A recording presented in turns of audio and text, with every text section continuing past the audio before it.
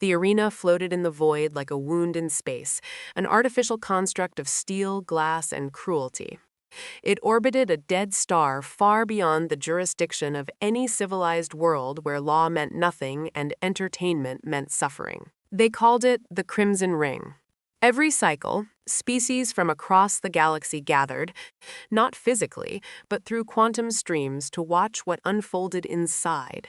The powerful gambled, the wealthy laughed, and the desperate fought or died. Tonight's match was already underway. At the center of the arena stood a young alien woman trembling. Her name was Lyra. Her species, the Erythians, were known for their luminous skin, soft hues of violet and blue that shimmered like living starlight. But now Lyra's glow had dimmed, her body bruised, her breaths uneven. Shackles clung to her wrists, though they were more symbolic than necessary. She was far too weak to run. Across from her, 3 hulking creatures circled like predators. They were crawl, thick-skinned, towering beings with jagged tusks and cruel eyes. Each one could crush bone with a single strike. Together, they were merciless. The crowd roared through the broadcast. Thousands of voices distorted into a cacophony of delight. Finish her. Make it slow. Let her beg. Lyra fell to her knees. I surrender, she whispered, her voice barely audible. Please, I yield. The crawl nearest to her laughed, a deep, guttural sound. Surrender? It sneered. This isn't a war, little light. This is a show. The others joined in, their laughter echoing like thunder. Lyra's hands trembled as she pressed them to the ground, her head bowing. Please, she said again, louder this time. I don't want to die. The crowd grew louder. They loved this part. Fear made the spectacle sweeter. One of the crawl stepped forward and grabbed her by the hair, forcing her face upward. Her eyes, glowing faintly, were filled with tears. Look at them, the creature said, gesturing to the invisible audience. They paid to see you break. I can't, she sobbed. Then we'll help you. The crawl raised its arm, and then a voice cut through the arena. Stop. It wasn't loud, but it carried. The crawl paused, its arm still raised. The other 2 turned. At the edge of the arena, a figure stood, human. He wasn't large, not compared to the crawl.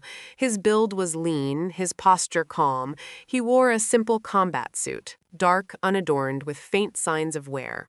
A helmet rested at his side, revealing a face marked not by fear, but by quiet resolve. The crowd fell into confused murmurs. A human? Here? The overseer's voice crackled through the arena speakers. Unscheduled entry detected. The man stepped forward. Name's Elias Vance, he said, independent contractor. This is a restricted match, the overseer replied. Remove yourself or face termination.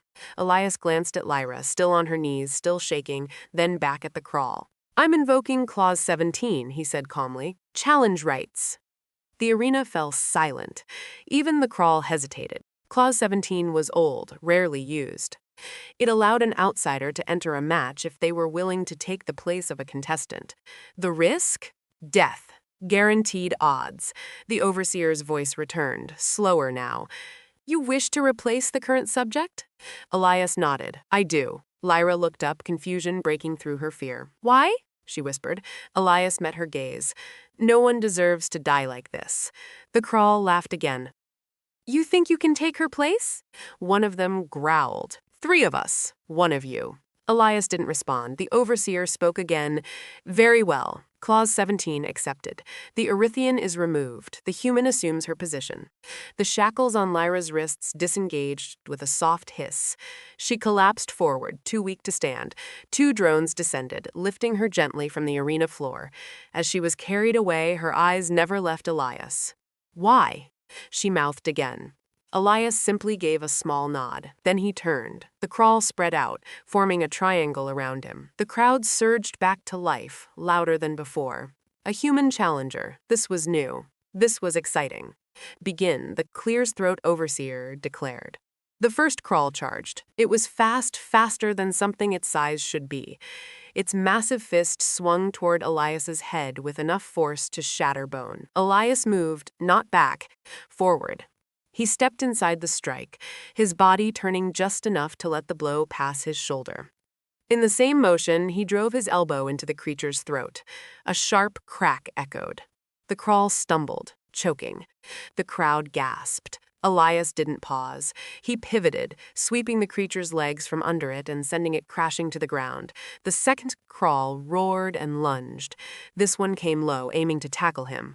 Elias jumped just enough to avoid the impact, then brought his knee down onto the creature's spine as it passed beneath him. Another crack. The crawl collapsed, twitching. Silence rippled through the arena. 2 down. The third crawl hesitated. It looked at its fallen companions, then back at Elias. "You're not normal," it growled.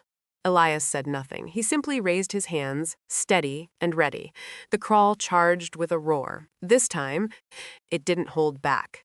The fight was brutal. The creature was stronger than the others, faster, more disciplined. It landed a hit, catching Elias in the ribs and sending him skidding across the arena floor. The crowd erupted. Blood trickled from Elias's mouth as he pushed himself up. The crawl advanced, relentless. They traded blows, each one echoing like thunder. Elias dodged, countered, absorbed. He moved with precision, every strike calculated. But he was still human, and humans could bleed. The crawl caught him again, this time across the shoulder. Elias staggered, his vision blurring for a moment. "You should have stayed out of this," the creature snarled. "Maybe," Elias replied, wiping blood from his lip. "But then she'd be dead."